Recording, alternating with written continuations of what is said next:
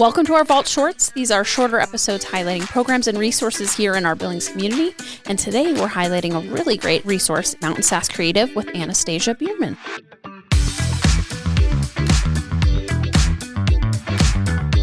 The following is a Big Sky Economic Development production.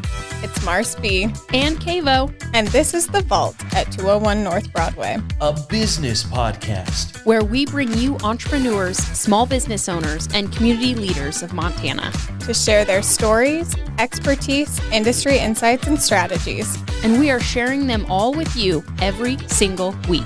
You don't want to miss this. Learn how to better start, manage, and grow your business. And your leadership style. Tangible takeaways to save you time and improve whatever it is that you're working on. You're listening to The Vault. Thank you to the Small Business Development Center for sponsoring The Vault at 201 North Broadway. The Small Business Development Center offers free personalized support from business plans to financial projections and beyond, empowering small businesses to thrive. Reach out to us at bigsky.economicdevelopment.org. How are you? Thanks for joining us. Thank you for having me. It's great to have you on. Yes. Yeah, we see you on Instagram, and so, it's fun to meet you in person. Yeah, it definitely is. I feel like I've been stalking you guys the whole entire time. No, it's cool. I'm just like, hey, you guys should come to this. You should come to this. No, it's fun to know about those things because sometimes we don't know. Yeah, I feel like I miss so much stuff all the time, too. Me too. So that's why I'm like, I might as well share with other people who are out and about in the community like you guys are. So. Absolutely. Yeah. Always let us know. And we got connected through a Rocky Mountain Women's Business Center event a few months ago. Yeah, with Cassie. How fun. Yeah, I love Cassie. She's great. She's been really a good friend and entrepreneur, bestie kind of person to have. So yeah, I really love her. Absolutely. And so let's just dive right in and share a little bit about what Mountain Sass Creative does. So I started as a social media manager for a clinic, and then I've kind of still been a little bit doing that, but I've worked with so many entrepreneurs that have just been like, I need help with my newsletter and getting that out or some other graphics, a part of their business. So I'm like, I can help do that. So I do more virtual assisting, personal assistant type of work. So what led you to do all of this? Like the social media, because it's such a great space to be in right now. And I think that you're so spot on of like, putting together a newsletter, doing a social media post can just feel like overwhelming with the rest of everything else they're trying to do. So like what spurred that for you? Yeah, start from the beginning. Oh, goodness. Dun, dun, dun, dun. So I actually worked at one of the bigger hospitals and clinics here for a long time. So I was always on the phones is what I started in and doing scheduling. So I worked for them for almost 8 years. And then I went to a smaller clinic here in town. And then I noticed like their social media, especially Facebook, I would go onto their spa page and I would see stuff from like that page, like the bird page that has all the funny like videos of like dogs and cats. And I'm like, why is this on our spa page and not any of our other stuff? Oh yeah, I know there? exactly. Yeah, what you're talking about. Yeah. So I was like, okay, can I take it over? And so for 50 cents extra per hour, that's where I started things we do to get started, right? So that's how I started. And I started taking over their Facebook page, making their graphics and stuff that we were doing in the spa. So that's how it began. And then we got married in 21 and we got COVID for our honeymoon. Oh no. Yeah, we got the Delta variant. And so I realized like a lot of healing needed to happen. Like not only like mentally, but physically. And I needed the time to do that. So I couldn't stay in a clinic setting because continuously petri dish. Yeah. So I decided to end my job at the clinic and I decided to take this on full time.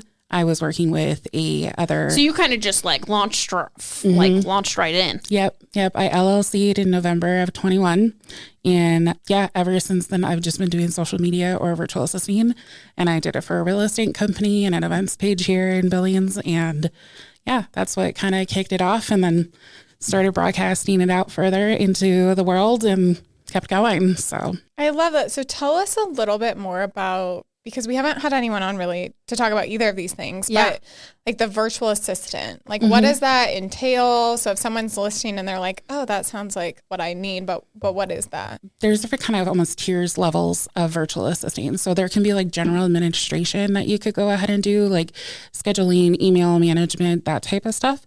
There's also like tech also as well. So they can do Canva designs too. I also specialize in a customer relations management program called Dubsado. So a lot of people hear of like Dubsado and HoneyBook.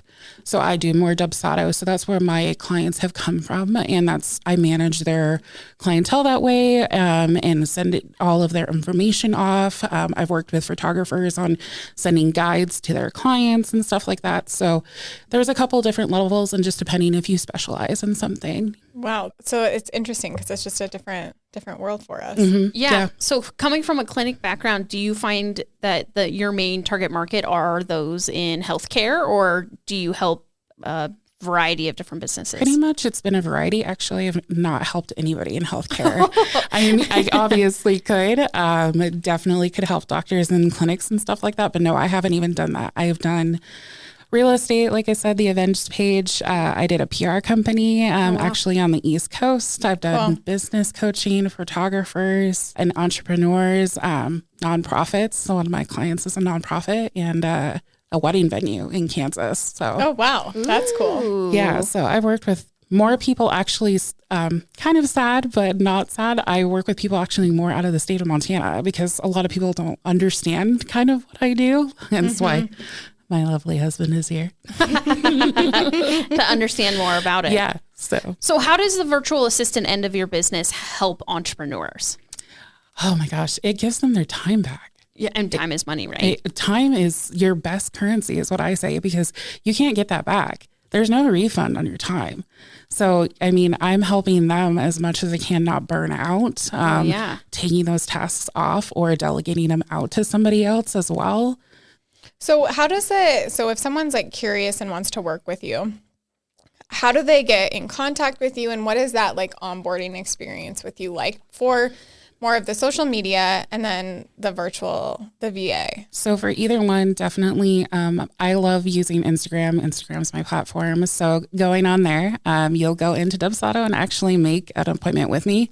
And we just have a 1 hour kind of discovery call to talk about what the services that they've needed or looking to go ahead and outsource. And then we go from there, and I send them my proposal and what my rates look like, and we, get started. So do you notice that with some of the people you're working with, like all over, that they're kind of needing similar types of like back end servicing or help and assistance, or is it all kind of like just dependent on the company? Yeah, it just is honestly dependent on the company. I probably would say my last year has been a lot of Dubsado stuff. They don't have the time to build their customer relation management, but they just know that they need that. They somehow, they need to send the emails to their podcast guests that are coming on and send those questions out to them, or follow-ups and contracts. I mean, just a simple thing as contracts or scheduling something. So that's what I've mainly been doing. Recently, my client, though, I've been helping her with her nonprofit and getting her nonprofit started up. So yeah, nonprofit, for-profit are just very completely different. Oh, so different. Yeah. So, and I've been doing that. And then, just working with the wedding venue and her clients and the brides and grooms that are coming through there. So, yeah. So you've mentioned Dubsado a few times. Can you just dive into what that program is? Because some people listening might not know. Yeah. So Dubsado is your client customer relation management. So it keeps all of the, anywhere from like if somebody comes on and schedules an appointment with me, I capture all of their information. So I set up a questionnaire for them that like, what stuff are you wanting outsourced? Have you worked with a VA before? That type of stuff. And then it just manages it all for me. So I don't have to write everything down and find a random sticky note, and it's all in that information. And then for like onboarding, you talked about like, I can send my contract to them. I can send my PDF file of like all of my rates and stuff over to them. And it's just completely, it can be automatic. So I don't have to go in there and do anything. And then it can remind me on my calendar, hey, you have a discovery call Wednesday at 2:00.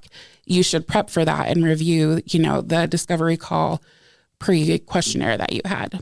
Oh, okay. So That's really nice. Yeah, it kind of can situate it. So that's when you go in for other clients, Yep. you can kind of set that program up for them. So if they get an email, it auto responds to them, and then it, gives them the opportunity to sign up for different slots and times and things like that. Okay. I selfishly was also asking for myself because I had not. I've seen it when I have looked on your page, but I was like, oh, I didn't know what it was. Yeah. So like for the podcast, like even for here, if you guys decided to implement Dubsado, so you can actually just set up a link for people to fill out a questionnaire of questions that you already have that you want your guests to answer. Then once they schedule, you can set up a schedule of like, you guys are doing, what's today, Wednesdays. So you batch these all out and they can pick a time even on when to go ahead and schedule that. And then that can go onto your calendar. And then, you can ask them questions like pre-questions to the podcast, like, hey, these are the things you're going to go over just to let you know. So yeah, all of that stuff, even asking for like their photos to upload for you guys to use. Oh, that would be so nice. Yeah. Mm-hmm. Yep. So just because we have to dig those. Dig for those later on. Yeah.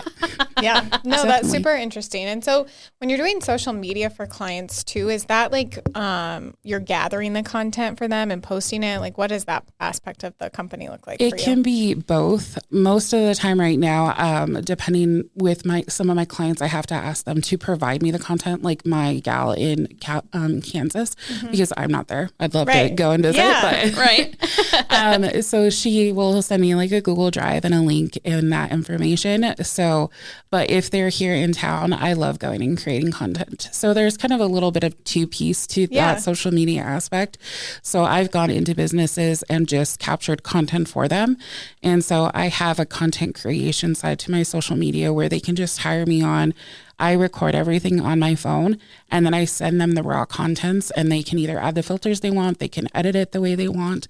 So I honestly am loving more of the content creation side right now than anything else in my business. So it is so much fun, isn't it? Oh my gosh, it's so much fun. Yeah.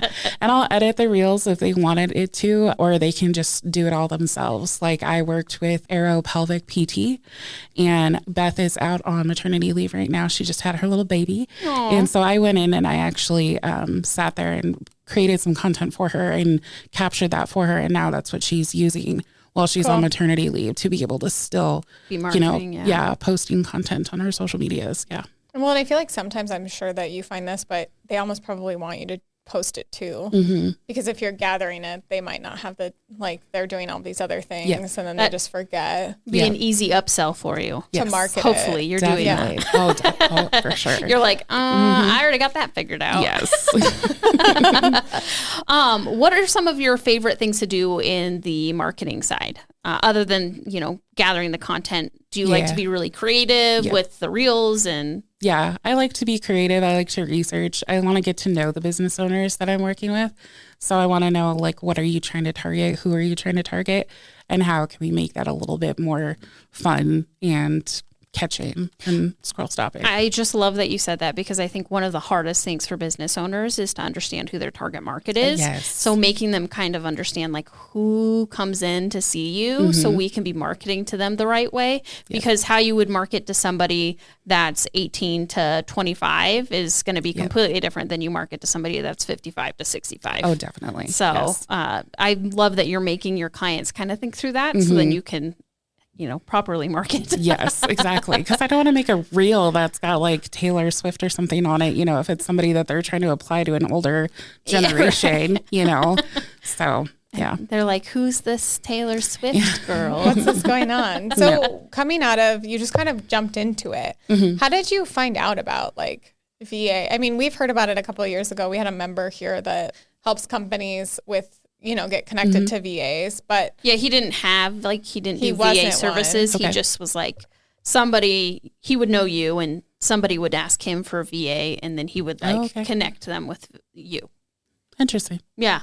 Yeah. More of a connector than a... Yeah. And I think he did some party. other things too now, but anyways, yeah. So what spurred the idea? Pretty much just other business owners saying that I need more help on other things. Yeah. Can you help me? So you would Honestly. go in and you'd be like, oh, I'm here to do your social media. Yeah. And they'd be like, can you also help me with this? Yes. And you were like, okay, this is a new service now. Yeah, pretty much. Yeah. I didn't know anything about newsletters until somebody was like, hey, can you help me with a newsletter? I'm like, I can figure it out. We can all, There's Google Universe, or university, so I can figure it out somehow. Somehow I'll figure it out. Yeah. So you said you really liked like content creation and being creative. Like growing up, was that like something you enjoyed too? Like just being creative, and how did that show up in your life as you grew up? As I grew up, so my father actually bought me my first camera. So he bought me this tiny little Canon Yes, camera. I remember those. Yeah, so he bought me this little point and shoot camera. And I always wanted to go to the Rocky Mountain School of Photography, but then I got really intimidated, honestly. So I let a little too much imposter syndrome come into my life and kind of... That's the worst. I know, it is the worst. So that's where I started. But right now I shoot more on my phones anyways, because they're so easy and convenient. So I do more of like, I guess, iPhone photography is what they call it in the industry. So yeah, that's how it started. I've always had a camera pretty much in my hand. So So it's been kind of like a long-term love, which I think is great. And then we can hear your passion as you talk about it. Your name's so fun for your company. Yeah. What spurred the name? Because you did it in 2021 November, right? Yeah. Okay. Yeah. Yeah. So I was really trying to muddle over what to really name my company. I had no idea. So I asked my husband and I asked some other close friends. I'm like, what are words that describe me? So they pretty much were like, okay, well, you're really sassy or spicy and feisty, and you're really witty, because that's usually what I am, and you love the mountains. So that's how I was just like playing with things, and I came up with Mountain Sass, and I started as media because that's where I was at, and then now I've just switched to creative since I'm more in the creative space anyways. So yeah, that's how I'm at. What a fun like play on words and transition. Yeah, I think that's really fun. I like it too. And your logos. Yes. Yeah, you've done a really great job like branding yourself. Oh, thank you. Yeah, the shout out to my brand designer, Cindy, with the Rural Brand Co. because she honestly did it all. She was so amazing with that. So that's awesome. So We'll I have tag a her question in it. I'm dying to ask you. So hearing that you're doing like all the VA stuff, the social media, like how do you stay organized? I know you said the system, right, that reminds you, but what are some of those other things in your day to day that you're like keeping you on top of your game? So I do have a project manager as well. It's another software system. It's called ClickUp. A lot of people use that too, or like Asana or Monday.com. And then honestly, my Google Calendar. I have so many Google Calendars, and my calendar is like a rainbow of things. Mine too. That's what I use, and I just put a whole bunch of notes in that. And then I honestly use like good notes on my iPad and just write down like all the things that I need to do and that type of stuff. So that's how I mainly stay organized. Kind of like a system plus like additionals. Yeah. Being a creative, where do you go for inspiration? I run in the mountains. Yeah. I want no signal. I don't want to be around pretty much anybody. So yeah. But it's just my husband and me and the dog, and that's where we go. So fun. Yeah. Which is fitting for your name. Oh, like that's a fun. Yep. We have quite a few social media pages we manage and newsletters and things like that. I don't have nearly as many as she does, but it's like sometimes you do just want to like ditch your phone and drop it in a lake. I mean, just kidding, but not. But I mean, like then I think the worst part of that is then you have to go reset up all of your accounts and log back into everything, which is tedious. But it's like sometimes it really is nice to just disconnect for a minute and then reconnect back in, because I think social media, for me at least, like I love it and hate it sometimes. I love it more than not because I love to see what other people are doing, to be inspired by them and just to like support their endeavors and what they're doing. But sometimes I think that recharge is really nice too. Yes. Have you ever thought about getting a second phone? No, but that's a good idea. No, literally I have two. Like there's the one phone. Oh, I was like, okay, and then you have yours. I have my personal phone and I have my work phone. That's so smart. Tell me the difference. Like, how they're set up. I want the details. So I have only personal stuff on my personal phone, and that is completely it. Honestly, if you guys were to ask me for my number right now, you'd get my work number because I don't really give out my personal number anymore. Yeah. So it is only logged into like my social medias that are my personal pages, and that's it. So I don't have any notifications on for my social medias on this phone either. So nothing bings and comes through. I've turned them all off. I love and that. then my work phone is I'm set up on like do not disturb at like I think 7:00. So you can't get a hold of me. And then like, so it's kind of like business hours So on you that have phone. like, you've kind of figured out the work-life balance. Because you're an entrepreneur and you're like doing these own. So I think setting those kind of like, hard boundaries is really important. One of my first clients when I was first starting out and only getting very minimal pay, I told her that I needed to scale back because I was feeling burnout. And they told me that if I had a work-life balance, then she wouldn't be able to have work-life balance, and that's not okay with her. So I realized I have to put on some my boots and I've got to kick some stuff, and I'm not going to be treated that way.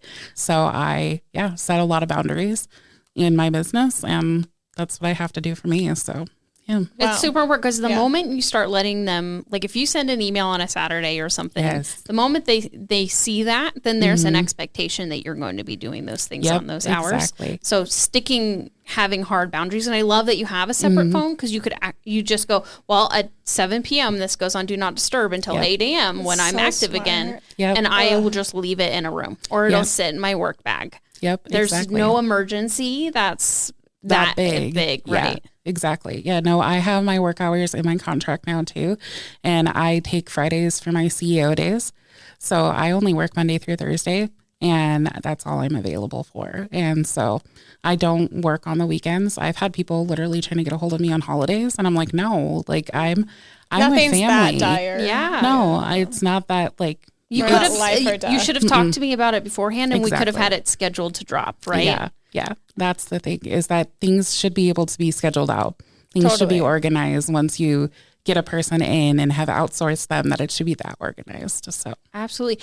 I remembered my question I was going to ask you before. And this is something that a lot of people have struggled with a service-based business is how do you figure out how to price yourself? That was a lot of research for me, mainly asking other people too, who would be transparent. And I've had people ask me like, hey, what would you price this at? And, they're asking me to do this and that. And I'm open to talking about that. So if anybody is out there, please reach out to me about that, because I feel like sometimes people just gatekeep, and I don't want to be that. Like there's enough room for all of us to be doing something or somewhere but you just ask me because I don't want to. Which is so nice because I think that you are right. And it's like there's different like little area, like different industries and things to get into. And how do you know? And if you've never done it and you're like an entrepreneur and you're like, I want to do this, just ask for help. Yes. Like ask somebody.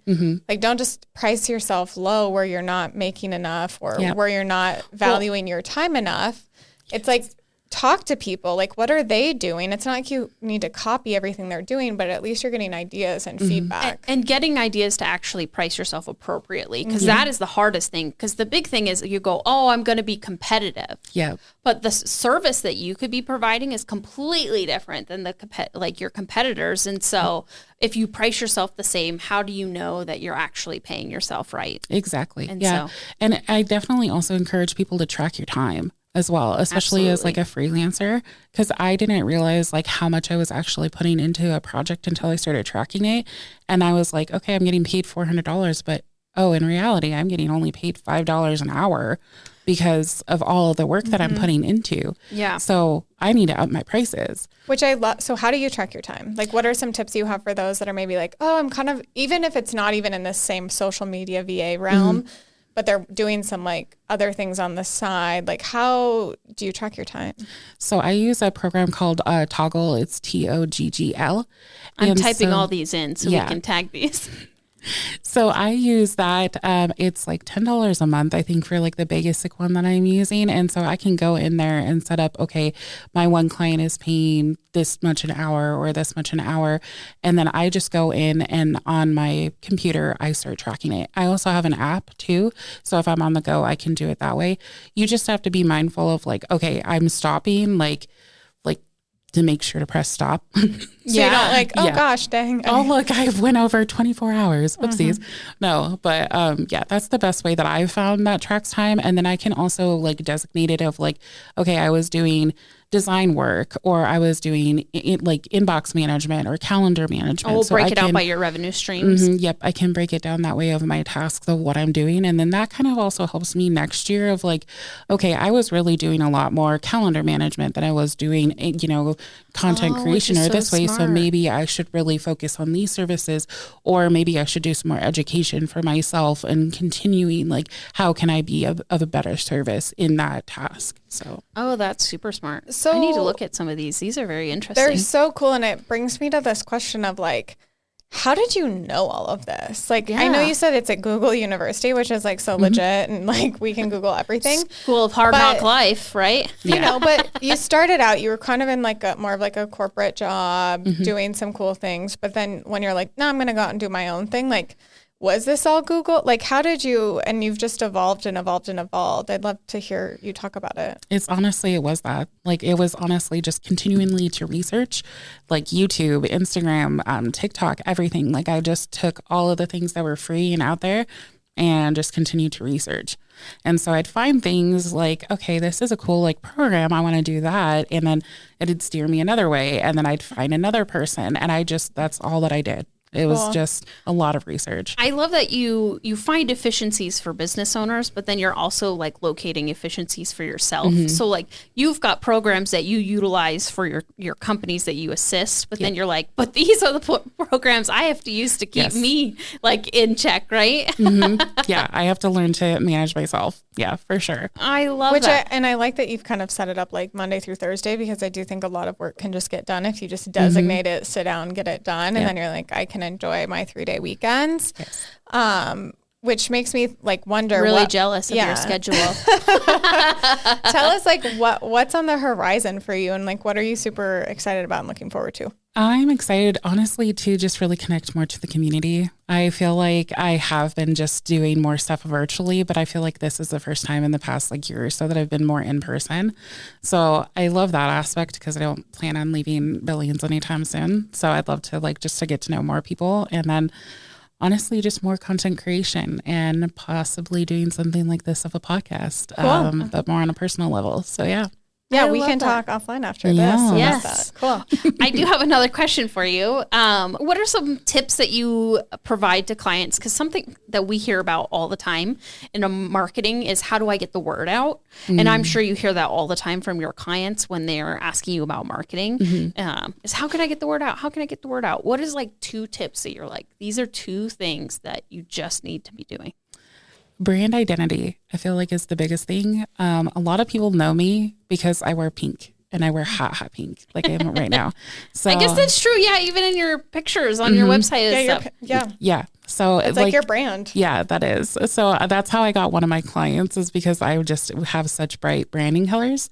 So I stand out that way. So just really identifying yourself that way. And then honestly, just really getting to know and being authentic with your clients and the people that you're trying to talk to out there on social media. Because if you're not, they're going to know. I really like that. And I think that what's nice about that is you do that yourself for you. And it is like, I can think of your Instagram photo right now. Like it's pink, which is like, tell us a little bit about the pink. So I actually grew up hating pink. Okay. I grew up, I was I kind of relate to that. Yeah. I liked purple, but pink, I was like, God. Yeah. And now I like it. Yeah. I mean, I was always like a blue person. That's why teal's a part of my brand as well. But for some reason, pink was just like horrid to me. So, my later years, I've just like realized I really do love pink. I love bright colors. It looks good on you. So that's always good. Thank you. Yeah. So that's when I started using it. I just started loving it all of a sudden. So that's really cool. Yeah. Well, it's been really fun to have you on our podcast. We'd like to wrap each episode, as you know, with a few rapid fire questions. Okay. But we're going to first hear a quick message from a sponsor and then jump right into those. Thank you to Big Sky Economic Development for supporting the Vault at 201 North Broadway. Big Sky Economic Development provides leadership and resources for business creation, expansion, retention, new business recruitment, community development, and workforce development. Learn more at bigsky.economicdevelopment.org. Welcome back for our rapid fire questions. I'm going to kick us off with one that I'm excited to hear about, knowing your scheduling. How do you start your day? Lately, the past couple of weeks, especially because it's been nice, me and my husband have been sitting on the front porch with our dog, drinking iced coffee. And yeah, so I started that way. And then I will journal for a little bit in my office, and then I check my schedule, and I check messages, and go from there. I really like that. Yeah. My next question for you is favorite marketing tool. Oh, gosh, that's a hard one. I like to do doozies.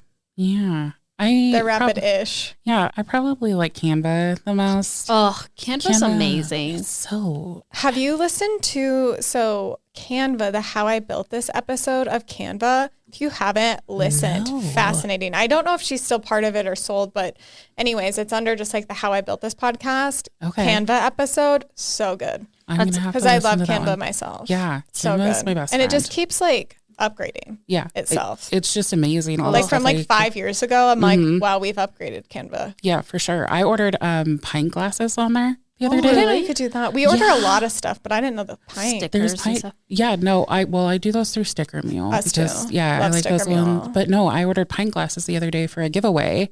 So yeah, there's a gal out there in Billings that has my pint glasses. So did they turn out like? Did you get them first? Yeah, and they looked pretty cool. Yeah, they were. Do you have good. a picture? Oh, I don't know if I do, but I also did a notebook too from them. That was more spendy. I'd recommend the pint glasses though. Pint glasses. Okay, that's really we good like to give away pint glasses. Yeah, we do. We do. Okay. So Mountain, what's your favorite like hike or mountain hike to visit? I'm not a huge like hiker, so I don't really even know. We don't know the terms, but I don't either. That's something my husband will have to help you with. I'm more of like passenger princess. Give me an iced coffee, and I love looking at the mountains.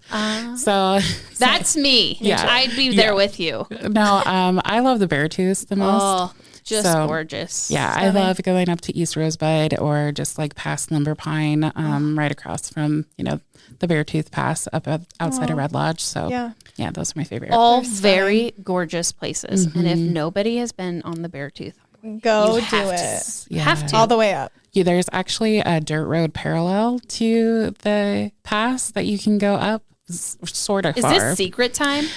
I can tell you stuff. But yeah. I'm like, this is news to me. I have no idea. Yeah, it's called Hell Roaring is what it's called. Hell Roaring? Hell Roaring, yeah. Yeah, but you do need a taller vehicle. My husband has that, so he's the driver on that for sure. It's definitely rocky, so you are going... Kind of like off-roading. So if you get motion sickness, like maybe don't take it, or like how rocky? Or if you were like claustrophobic, because it's like a one-lane type of road type of thing. So... Yeah, we like to off-road. So you guys are adventurers. Yeah. I like it. So where can people connect with you, follow you, get connected, use your services? Instagram is mainly my thing that I love to be on, but I'm also on Facebook, LinkedIn. I'm getting a little bit better at LinkedIn. Yeah, I'm also I like terrible LinkedIn. on LinkedIn. You should be on LinkedIn. That's a great place. Yeah. She is, yeah. She has a pink shirt.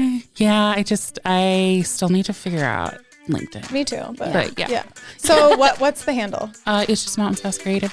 Awesome. Perfect. Well, thanks for joining us. Thank you so much, and thanks for being a fan. Yeah. It's been fun. Yes. Thanks. We hope you enjoyed this episode. Make sure you are subscribed to The Vault at 201 North Broadway, wherever you podcast, including YouTube. Connect with us on Facebook at The Vault at 201 North Broadway and Instagram at The Vault_201. Don't forget to visit us at thevault at 201.com and subscribe to our newsletter. We will see you next time. Bye.